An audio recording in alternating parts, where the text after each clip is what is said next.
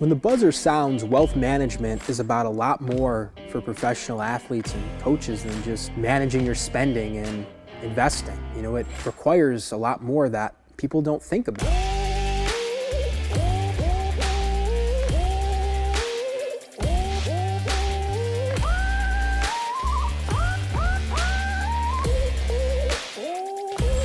As an athlete in high school, college, you couldn't just show up to practice and games. You had to go to school. You had to show up. If you weren't getting it done in the classroom, you weren't going to play.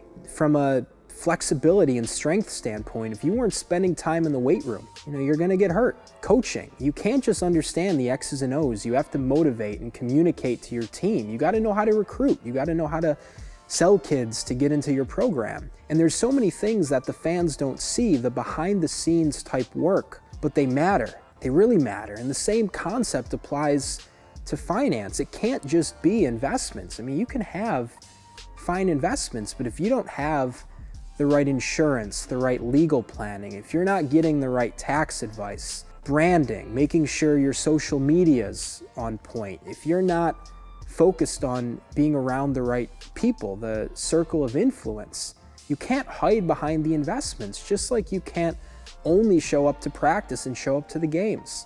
It requires a lot more.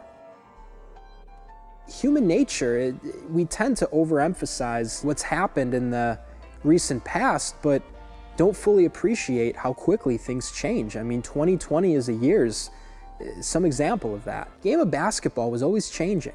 The shot clock changed the game. The three-point shot changed the game. Big men have had to adapt, and they're now forced to play more on the outside. Recruiting's different. The game's become more global, and if you have a playbook from 20 years ago, you're only going to get so far. This is not about predicting the future, but just acknowledging how quickly things can change and being flexible, being humble with it all, adapting, and making sure that your financial plan looks at the world today and not what it was 20 years ago.